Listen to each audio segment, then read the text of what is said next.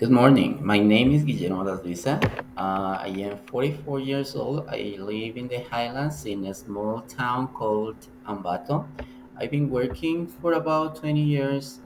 I've been working not only on public schools but also on private schools. Right now, I am working in a public school. It is a big and popular high school, and my proposal is being conducted in the place I work. So this is the topic, implementation of experiential learning on high school students to improve their speaking skills. Yeah, first of all, I will start with some generalities. We gotta know that experiences play an important part in students' learning because they impact in a positive way. Also, students feel motivated and they feel encouraged to learn more, in this case, a second language. Nowadays, we are talking that public schools don't really develop students' speaking skills. So, experiences through learning are going to do something different. And of course, it is going to help them improve their creativity and productivity. Based on the students' prior knowledge or prior experiences, they are going to be able to utilize these experiences and establish different activities in and outside the class. So I will keep going with something about the introduction. We have to know that public schools, especially public schools, they undergo different problems or issues, especially in class. Let's talk about timing.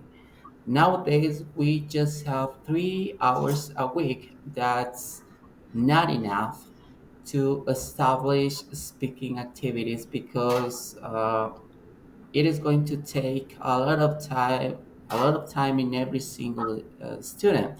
So lots of teachers decide on establish different activities, but not related to speaking skills.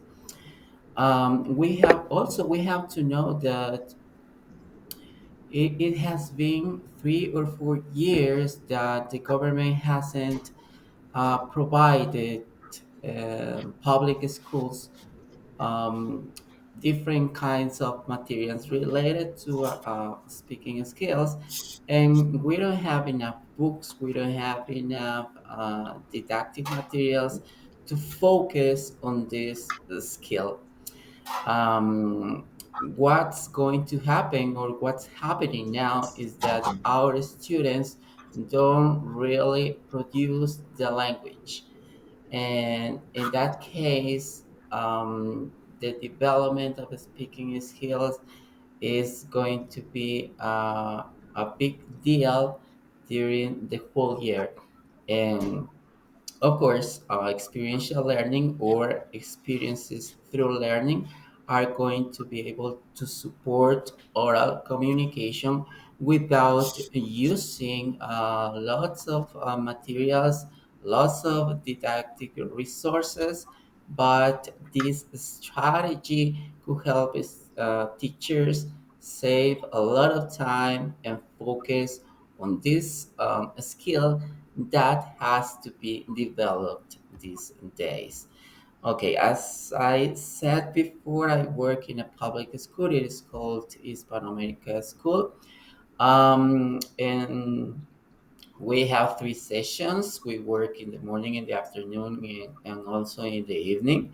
I work in the afternoon, and it provides previous school, primary school, secondary school, and there are some professional fields: science, accounting, computer sciences. I work on the science field, and there are lots of students. According to the national platform, we have around 3,000 students, and there are 152 students, and in my area there are 12 students that work as English teachers.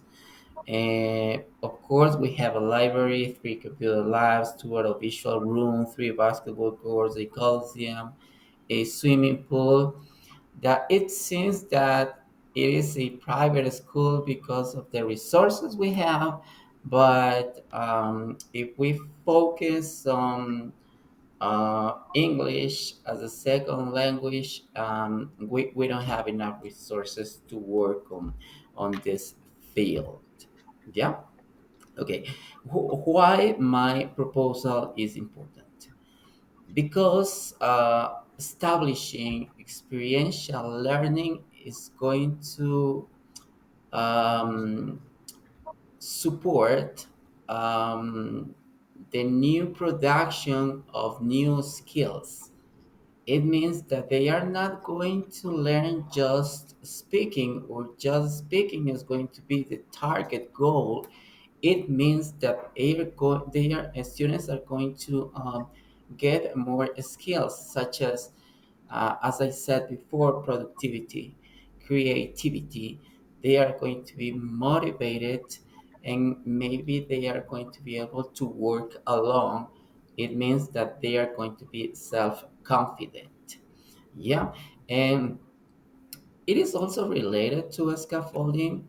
So, in this case, teachers are going to be able to scaffold students' knowledge by supporting every single activity during the whole process.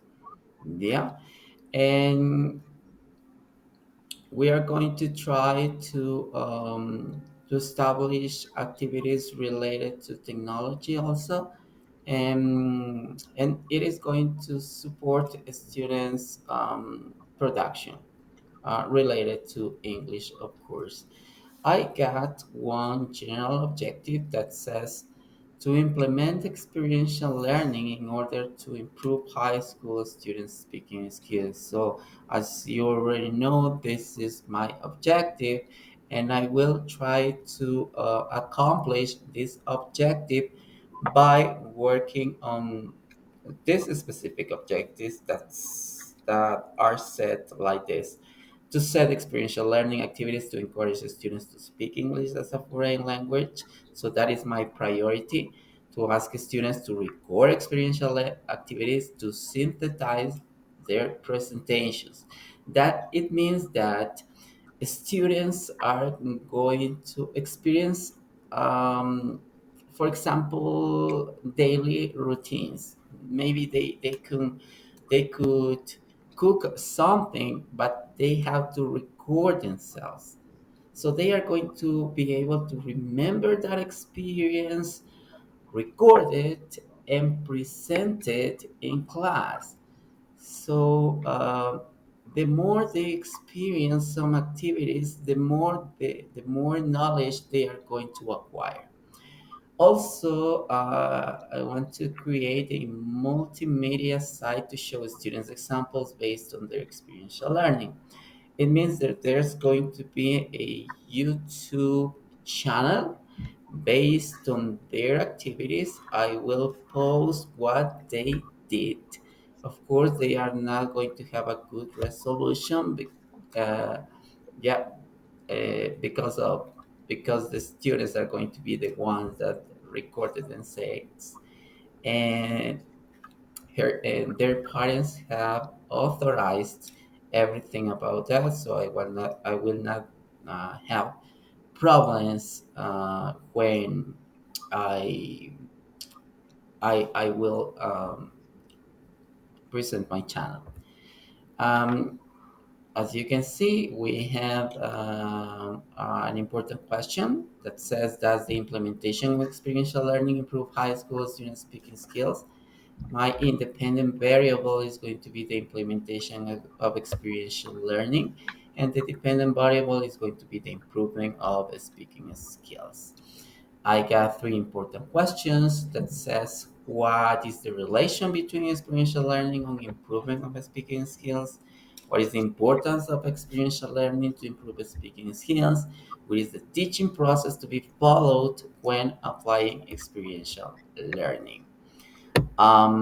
This is really important for me because experiential learning or experience through learning is a is a theory, and it has been established by Cole, David Cole, and it works on different levels. We have to start by a concrete experience when students do something or when they have experienced something, and we go forward to the reflective observation when students are going to be able to review what they do, what they did, and keep in mind that experience. After that, we have abstract conceptualization stage, and while they're experiencing they are of course learning. And finally, and this is an important stage, that is active experimentation. I established the recipe example. Maybe they could just prepare French fries at home, and I don't know, maybe they can prepare a fruit salad in class. They are going to be able to remember the steps they follow to have that recipe at home, and that experience is going to support what they could do in class. And this is the backbone of my proposal. Yeah, of course. Um, a Cole's learning cycle is not the only theory I'm taking into account. I have to focus my proposal on the national curriculum that has established all the guidelines for English teachers. And if I work in public schools, of course, I have to apply what's inside the national curriculum. And if we read the national curriculum, we could realize that the Bloom's taxonomy and constructivism, they are important parts of the national curriculum. Students have to be able to produce, construct based on their prior knowledge, in this case, based on their prior experiences. Yeah. and and what about my methodology? um, this proposal is based on educational purposes. It means that qualitative paradigm is the more plausible methodology for this, because I will be able to generalize what the students undergo, and I will be able to establish some recommendations for the development of speaking skills. My population is about 116 students. I'm working with some rooms who belong to the first and second BGU. It means baccalaureate. And my sample is going to be focused on 28 students. There are 25 girls and 3 boys. This is a special high school. I don't want to say special, but it is very singular. I think that is the most appropriate term, because there are more girls in this high school, and it is because of traditional. It was a traditional high school, and that's why there are still more girls than boys. Yeah, so it is not mm, maybe there's going to be kind of bias, but it is not. Yeah. And what about my sampling? Sample is going to be simple random sample. I explain my students the objective, and every single student in this room is going to have the same possibility to work to get the same questionnaires. Yeah, I got two operational matrix, and on the first one that is based on the dependent variable, there are some dimensions that I consider to before establishing the questionnaire, such as active engagement, authenticity, collaboration, personalization, emotional connection. So these dimensions are based on experiential learning. And on the dependent variable, improvement of speaking skills. It addresses to vocabulary, grammar, comprehension, and fluency. The scales are going to be the same: poor, unsatisfactory, satisfactory, and outstanding. And I will read some questions based on the independent variable, like your participation in class is. How do you consider the way you discuss topics in class? I am working with teenagers, and I told them that they have to be very reliable about their questions. So they have to mark these possibilities according to what they think. And yeah, we agreed that they are going to be very realistic on their questions. So there are going to be two pre-tests, and they are going to be established on the Microsoft Forms. Yeah, and yeah, this is about the validations. All of them are based on the matrix, and the instruments are going to be diagnosed, are going to be taken and during the next days. I'm just waiting for the approval of the dimensions. We have to know that there are some papers that have to be validated by my tutor. Okay. And I think that's important, the ethical issues that have been established by the university. And it is about data quality, accuracy, ethics, values, data interpretation, bias, objectivity, data improvement, privacy, and security. I will try to verify every single um, data, and of course I will use the best methodology to establish appropriate and transparent analysis.